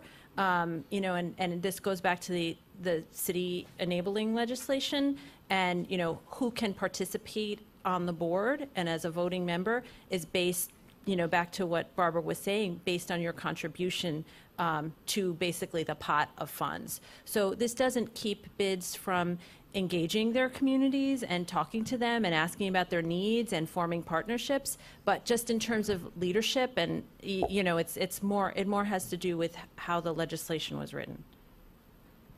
Here's a question over there. Hi, Chandni Luthra. Perhaps this is a question for Steve and maybe Larisa, but you know, you guys talked about office to residential conversions, and given the amount of Class C office space that's out there and expected to roll over the next couple of years, I mean, how will the economics really work? Steve, you'd know this Class C would go somewhere close to $300 a square foot, but if the resi conversion has to really happen, you know, the cost basis has to come down significantly, you know, somewhere close to 100, 125, 50. So as we think about policy changes that are needed, you know, let's take the office conversion program that's out there in the city. I mean, for a building to qualify for potential conversion, it has to be constructed prior to 1966. Like, it just doesn't compute. Yeah, but, you know, they've been trying to implement changes for a very long time, and nothing's really come to fruition. So we're just... I don't know. The alternative for the property owner is that they keep it vacant. You know, forgetting about per square foot rents or anything like that. At some level, there's just no demand for that space. And so I guess, what are your choices as a property owner? You're going to try and convert your space to the highest and best use so that you can generate income, so that you can pay your property taxes, and so that you can pay your mortgage, and maybe hopefully turn a profit. So I think we need to make it easier for these buildings to convert. I don't understand why we would only be able to convert buildings that were built prior to 1965. That doesn't make any sense to me. If it was built in 1980, it might be just as obsolete. In fact, might be more obsolete than if it was built in 1965. If it's not getting leased to office users for whatever reason, I think landlords should have the ability. It's not like we don't need more housing, right? Nobody said we have too many apartments. There are too many apartments in New York City. Let's make it more expensive for people to live here. So I don't understand. Let's take a question right over there, then right here in the middle. Hi, my name is Holly Diamond. I own a Korean restaurant in the Flatiron. And the question to the panel is, we opened the restaurant right in the middle of the pandemic. and it was extremely difficult time as a small business owner to open the restaurant. And my frustration was we couldn't really get accessibility for people to know that we opened the restaurant. And some of the crazy thing happened was we got so frustrated, and then we ended up building a technology to help restaurants like us to find more people, local community, using with the technology. And I came to this panel today because is there any way for us to make a public-private partnership or any kind of information where, small business like us that, we couldn't figure out the problems with the staffing issues and, hiring challenges, ended up building a software company, try to create more, I guess, a community using with the technology. What kind of resources that you guys can provide in terms of public-private relationship or partnership? I mean, I could say, it's a big question. I mean, my concern when it comes to kind of technology or marketing or doing something along those lines is that often the private companies that get lots of funding, like it's very difficult for like people to talk about like, why don't you create a nonprofit delivery platform so the third-party delivery companies aren't taking these huge fees from you, where you can just basically pay a much lower fee. The problem is the companies have hundreds of millions of dollars to acquire all the customers, the marketplace. So if you're not on the third-party delivery platform, you essentially lose access to your customers, and then they withhold the customer data from you, so you can't even collect it after you get an order and then market directly. So I think one of the biggest things that individual business owners can do, and you said you opened up obviously during such an incredibly challenging time, is you don't know what you don't know. But when you start digging down into the specific issues, whether it's local marketing or hiring or one of the countless other challenges, there are programs out there. There's not one that may be the solution to the whole problem, but I think it's business owners need to be involved, kind of going back to starting a bid. Joining groups like the Hospitality Alliance, joining your local bid, even trying to organize just with some other local businesses on a WhatsApp group and being able to share information. And I think that's the most kind of first, step. But I'm happy to also speak with you kind of off the panel about specific challenges, and maybe there's opportunities or things out there that you haven't come across, or ways to make things better that you are aware about, where you've kind of hit challenges. Sometimes it's not only about figuring out what works, but figuring out what doesn't work, why, and then trying to make it work. Hello, Jose Garcia, native New Yorker. We're a dying breed. Larisa, you mentioned like the City of Yes being a great opportunity, and I'm hoping you could speak to this. Is the big argument against it is, what's the point of making money if you can't afford rent? Case in point, Phoenix. A lot of people are making money, can't afford any housing, so they're living out of their car. And then the question I really want to ask is, we talked a lot about small businesses, and I'm just curious. The one thing that I didn't hear about was chambers of commerce, which also, like bids, don't get enough attention, and yet they also do advocacy and support. So what role do you see chambers of commerce playing? Are they irrelevant nowadays? Do they still have a role to play? Because they're, to Stephen's point earlier, like the internet's the enemy, but part of it is because we're siloed. The internet makes us more siloed than ever. Case in point, Holly just mentioned that she was trying to start something, couldn't get the word out. And so when we're so siloed and we're not really like reaching out, and we don't even know each other exists, how do we like break these silos? On the City of Yes question, you're talking about retail rents? No, just the issue is that rent in general, not just retail, but also residential. The private developers can essentially override community boards and just do what they want, and that's the big fear. Well, the point that I was trying to make with retail specifically and City of Yes is that small businesses in particular, and that's sort of an area where I'm hoping we can address through this panel, they struggle. They don't have the resources, and often it's not about rent. When I talk to businesses, they're okay paying rent. They understand that piece of it. They don't have the startup capital to make the tenant improvements they need to make. If they're building out a kitchen, or the interior space, new space is raw. It's very expensive to build out. So, those are some of the challenges. Now, if we make it if we make it take 4, 5, 6 months for them to get through their permitting, they're paying rent often for a number of those months. There's often a concession, but they're already starved of cash, and so they open their door and they're behind, right? So we want to eliminate that, and that absolutely City of Yes does. During COVID, businesses who were, again, trying to pay rent wanted to pivot. They understood. I mean, a bike store, for instance, should also be doing bike repair, right? Right now, they couldn't. Bike repair would have been an opportunity for them to increase their sales so that they could pay the rent, right? So, my approach to this is let's give businesses the tools they need to raise their revenues or to open more quickly so we're not depleting their capital resources before they even open. That's the solution that I think City of Yes addresses, which affects their ability to pay rent.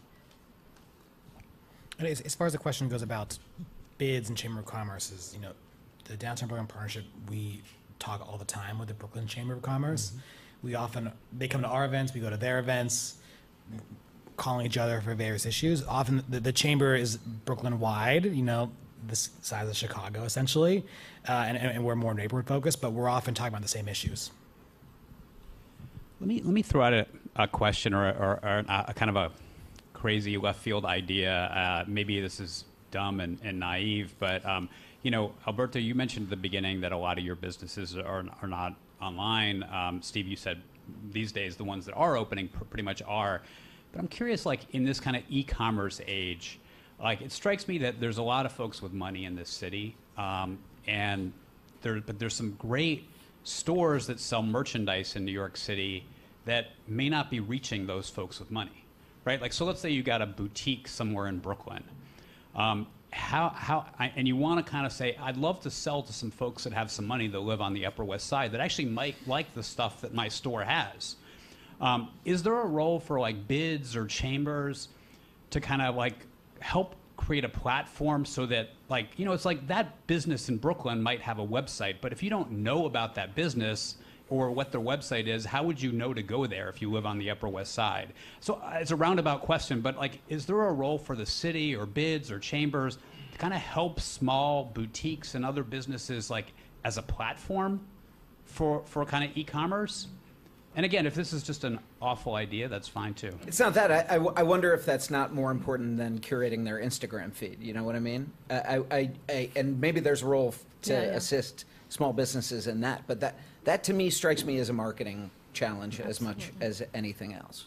Well, do small businesses need help with Yes. marketing? Is that the Absolutely. role? Is that a role for the city to be playing? 1,000,000%. I mean, the problem is there's great PR firms and marketing firms and everything out there, and you can hire them, but it goes back. It costs money and it also costs time.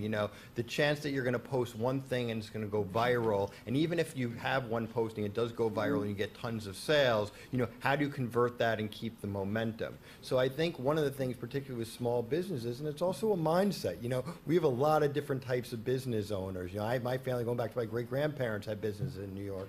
And, for someone to embrace online marketing, I think the stuff that you're, insinuating, that's a long time process. It takes money. So maybe if there were, more grants for small businesses to work with a marketing firm, to start buying ads, to understanding this and really taking on managing it, that's going to help. I mean, I always just find it interesting. Everyone's like, brick and mortar, everything's closing, everyone's buying everything online. And then some of the most popular stores that started online, what do? Now they have brick and mortar stores.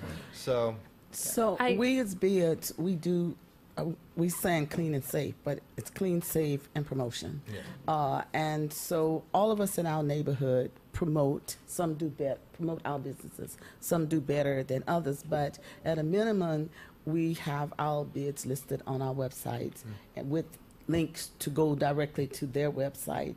And we try to grow our followers and listeners. Same thing, hooking up with Instagram and all of that. I mean, smaller bids need help to grow their followers to get more. One of the things I would just suggest to what you're saying, which we're trying to do on 125th Street, we're trying to look at a local, global focused marketing strategy. So we're trying to pair with other bids in other countries that market want to come to us. So, and vice versa, we send to them. So we're looking at Brixton, we're looking at New Orleans, we're looking at South Africa, so that we can start doing more focused, direct, telling people and showing our offering. Because when they get here, I'm always getting a call, Barbara, I'm here, tell me where to go, what to do. So I'm trying to cut into that, and I think maybe that might help as well. Can I just jump in just very quickly? A year and a half ago, our firm, together with Regional Plan Association, received a grant from Small Business Services to create 5 toolkits. One is a branding toolkit, one is a marketing toolkit, and they each have like 4 or 5 recipes, we call them. What you can do. How to use social influencers for marketing. How do you create a district brand? Very, very tactical and practical ideas for small bids with limited resources that they can do in-house. So I would, suggest you go to the Regional Plan Association's website and find the toolkits. There are 5 of them on a variety of topics. Awesome. All right, we have a question there in the green shirt. And also, don't forget, it doesn't have to be a question. We're looking for ideas, creative ideas. Yeah, so I feel like if we're thinking of bids as being kind of the gold standard of place management, which is great, and I think that in order for businesses to survive, they need that kind of shared infrastructure. Some neighborhoods' bids just aren't going to be possible. Either there isn't the political will, there isn't the commercial continuity. What are some successful examples you've seen of merchant alliances that are able to fund themselves and fund their operations sustainably, either in New York City or otherwise? Because I feel like we've seen over and over and over again, the city invests in the creation of a merchant alliance, they help form the board, they help set strategy and goals, but as soon as the grant funding goes away, they can't do anything unless they're able to form a bid. That's the guy who runs a merchant alliance. Yeah, I mean, it's tough. Randy Pierce, we were talking about chambers, the Brooklyn Chamber. I remember we were on a panel and we've spoken about it, that during the pandemic, neighborhoods that had merchant, even if it didn't have a chamber or a bid, but had a merchant group, whether it was funded or not, did better. Just access to pandemic era services and everything. But at the end of the day, if you don't have an infrastructure to keep something going, to have someone as that core organizer, it's going to fall by the wayside, and especially in a lot of neighborhoods where you have particularly small businesses, immigrant-owned businesses, a lot of businesses, it may be the high school kid that's created a Facebook page. So I think it comes down to, we keep saying it, money. There has to be a political calculation that whether it's a bid or a merchant association or a block association for businesses, that there's going to be some sort of financial support to support whatever those efforts are, however, big and small.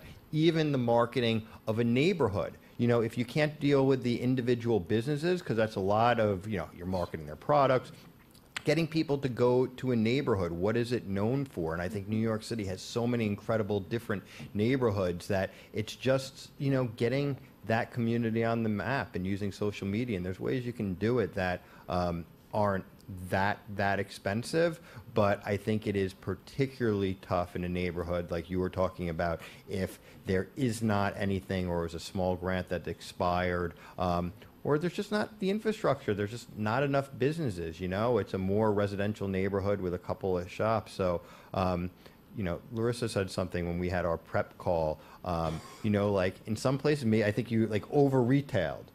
Some places we're over retail. There's some stores that maybe just don't need to exist anymore, and we can be, nostalgic for things. But, I think we have to go with the times, and we need to identify leaders. And where there is a will to support a community, there needs to be funding for it, and that'll solve a lot of the issues. All right, we have a bunch of questions. I'm going to go right here in just a second, but I want to read something that was submitted online, an idea. I'd love to see a, quote, storefront daycare, unquote, program with capital assistance for property owners who rent to child care centers or other highly regulated nonprofit uses. That would increase supply for these crucial needs while also activating storefronts and sidewalks. Submitted by Celeste Fry. Any quick reactions? Yes. Yeah, Okay. Couldn't agree more. I will say that there are, again, and this one is really difficult because childcare is, I understand that there are regulations surrounding daycare and childcare facilities. You need a certain amount of ground floor square footage per current code. You cannot put an entire child care facility in a basement because of fire code that would make it difficult to get toddlers and small babies outside in the event of a fire. Those are totally understandable regulations, but that means that daycare centers require a certain amount of ground floor square footage as a component of their total overall footprint, and that gets expensive. If they could just have a small entrance and go down to the basement, it would be much more affordable, and I think you'd see a lot more of that. But I totally understand that, and there are FDNY and life safety challenges to that. That's just one of the many things we kind of run into. And it's political priorities. As a parent, you spend housing and childcare. You spend so much damn money, and I'm very fortunate in so many ways. Like, you spend so much money, now my daughter's a little bit older, on childcare. That money is money that's not being spent in the community. The couple that's like stressed out is like, oh, I wish we could just go out to the bar, or go have a meal together, or go buy something. You know what? They're not. Or if they are, they're doing less because they're spending so much on childcare. And Scott Galloway, I saw like a TED Talk that he did. I didn't agree with everything. He's like, do we love our kids? And just talking about how difficult it is and how much less opportunity the younger generation has than the future generation. And you want to live in New York, you need to be able to pay your rent. And that... You know, to Stephen's point a second ago, and to yours as well about the affordability, we talked to somebody recently about this, and they suggested changing the regulations to allow child care on either the second floor or the basement level, which is one floor down or up, which would just make it so much more affordable for the folks to rent those spaces, but also then they'd be able to pass on much lower costs for the child care.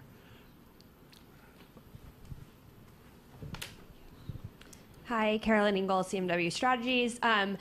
Speaking to Alberto's part about digital presence and Andrew, connecting small businesses with resources, I just want to tout one that already exists through Chambers of Commerce, which is the Small Business Resource Network, the SBRN. It's a great resource for small businesses to, get that digital presence, have a website built, SEO optimization. These are dedicated teams that are deployed right into neighborhoods to come help small businesses with these issues, marketing, and creates a common place for these businesses to exist online. I feel like a lot of people like my generation, I want to be able to check out a menu before I go to a restaurant or see what they have in store before going. So I just think that's a great resource I wanted to tout. All right. Sophia, why don't you just give them... Hi. I want to sort of address the issue of the outer boroughs and some of the commercial corridors that you mentioned, especially like Richmond Hill or in Jackson Heights. Those two corridors, those areas have CDNAs, right? So there was a commercial district needs assessment done in that area. But I think the problem really comes down to resources. The reality is that SBS is one of the most under-resourced agencies in the city. And, those parts of the city are serviced by merchant associations, and others. So I think we need to look at more resources for those nonprofits that are out there, right? Because there's no, you need money to organize, you need money to do the outreach and the engagement. And I think that the outer borough bids are under-resourced, and I think that there needs to be more money allocated towards chambers of commerce in those outer boroughs, because the reality is that we're not getting enough resources, especially in communities of color. So Corona, Fordham, those areas need more money. They need more resources that they're going to get from the assessment that they would get normally. Great point. Why don't you, the person right next to you had a question as well, or a comment.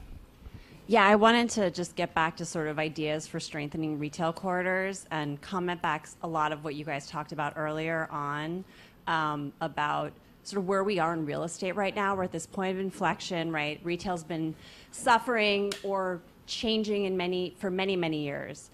And our financing has not caught up to any of that. So a lot of the things, I have some landlords, I oversee the bid in this neighborhood, Hudson Square.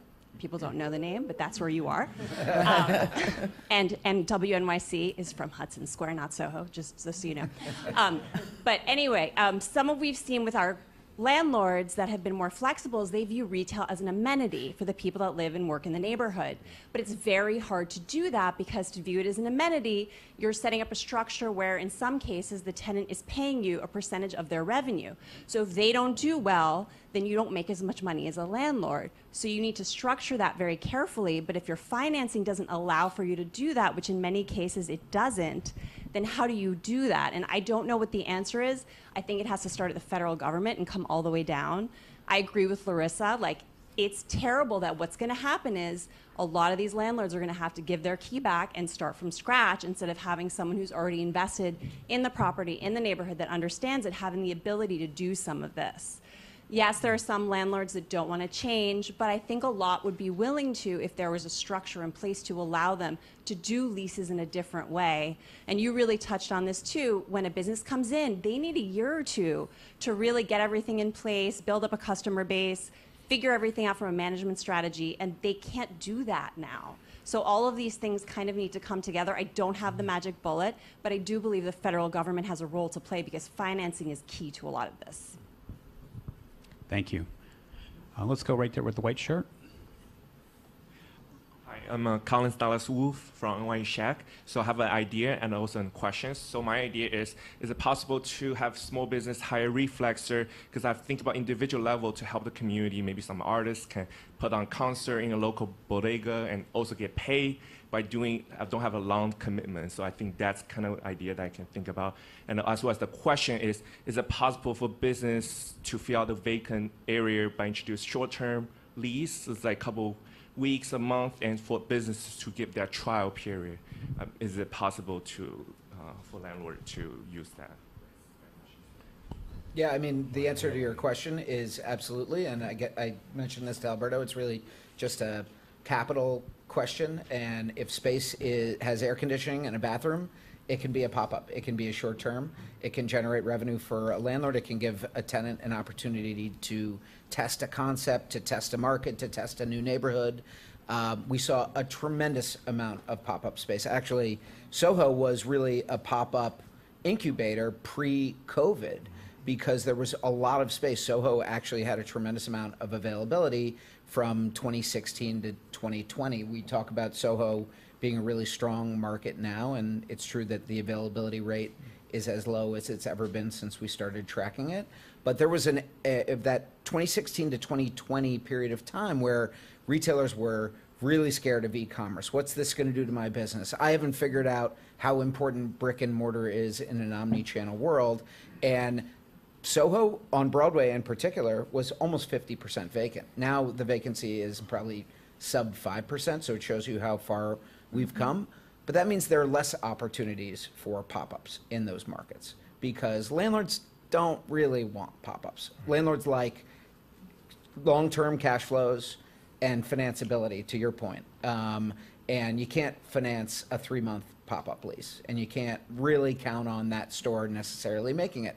When you have no other options and you want to just generate cash flow and, to your point, potentially amenitize a building or a neighborhood or just give a tenant that you feel strongly about a chance. I mean, Italy is an incredible example of that. Their first store in New York was primarily a percentage rent deal, and it was a landlord who took a shot on, they had a very successful business in Florence, but they'd never done anything in New York, and now obviously Italy's a New York juggernaut and an incredible grocery store and cultural experience and culinary experience. So yes, absolutely, there are plenty of opportunities for landlords to do that.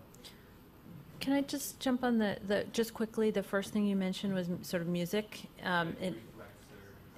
Yeah, and I would say, there are programs like Make Music New York is a program that, creates, and this term ambient entertainment, where you walk down the street and you hear music and, the opportunity to have buskers, something that creates an experience when you go to a neighborhood. I think that sort of speaks to what you were suggesting. Right here, Sophia, right. Okay. And then right behind. Go ahead. Hi, my name is George, and that's not a mistake. And a lot of weight has been put on the city of Yes in this panel, and I actually live in Richmond Hill as well, and I've seen a lot of opposition to the city of Yes in just the local community groups that I'm a part of. And my question is, if City of Yes doesn't pass once it's voted on, is there a possibility that it doesn't pass, from your opinions? And what are the ways to work within the status quo? We've just got a minute, so if someone maybe could touch on that pretty quickly. I would like to throw the question back at you. What is the opposition to the City of Yes in your local community groups that are concerned about generating small business critical mass in neighborhoods that don't have it? I think that the opposition is that a lot of people just think that it's like a giveaway to developers. Yeah, that's the same concern that we have. Yeah, and I agree that it's like unfounded, like it's going to help out a lot of people, but there's just so much misinformation from within these community groups.